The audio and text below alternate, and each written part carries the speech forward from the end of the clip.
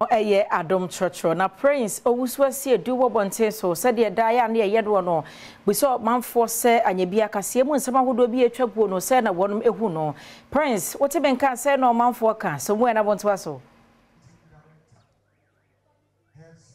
Adom Trotro ena etwagum live baby amewoyi eye apomudin asoye edema ayawaso Central Municipal Assembly na de ekoso ewa hane se omampeni appointment awaye awoyi onipa se wono na sese wo meye MCE emfama ayawaso Central Archibald Kwabna ene na assembly members awomo assembly mu abehia eto ne so aba na abato no assembly members mako dunsia ana womo akoto aba na sese womo agina tum sese de wono ene be MCE edema ayawaso Central Kani MCE no wa ha no eye Mohammed Kwei sese no no woko akoje na home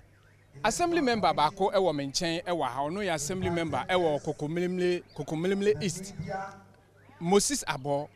sese no monya MCE foforo edien ana mo hwe enim ede free MCE a monya no foforo o ya dasi president nominee na like you see, apart from being an assemblyman, I'm a regional youth organizer of the ruling party. And I have confirmed president nominee.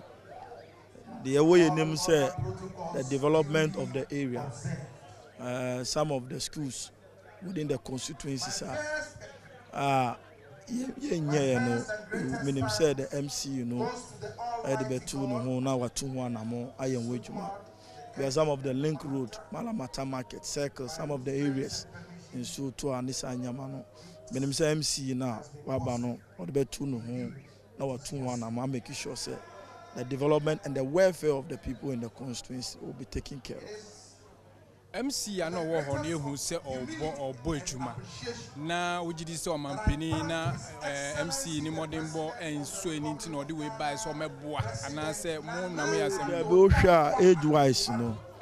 And on one and our natural letter say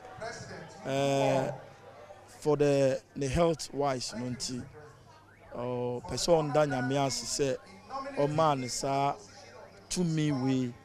so be adwuma but or share na hon there on to me and to us until or yeah then or resign amobisu abefa then yes the outgoing MC no on to me enye dwuma na say onsu obono ho dwuma obi enim obai one who fans or kita but in life obi wo no ma onye opportunity no who say dwuma no de ekoni ni no abedi obetimi a resign na ma obi so ayede aba edohwa willingly or honomo wabe witness wabe grace the occasion and the new MC we know say by the grace of God obed executing the juma na aboa the privilege in the constituency and sa ye nuanoma school wise anyway scholarship no and him say or the name na betu no ayama ayawaso Central Municipal enfano to mampane ansa na dwumedie na ebe koso no eye Greater Accra Regional Minister a osan ye empeso asui mrahebedwani wono na supervise ye ema abato no ekoso electoral commission for na hweye Accra mayor ewa ha MCs ahodo DCs ahodo enso wa ha a womode woma hoden abeta dwumedie no echi Adom Trotro say ne me na medi mate e wo Trotro ni mu se Trotro eye ma mate no eje so say away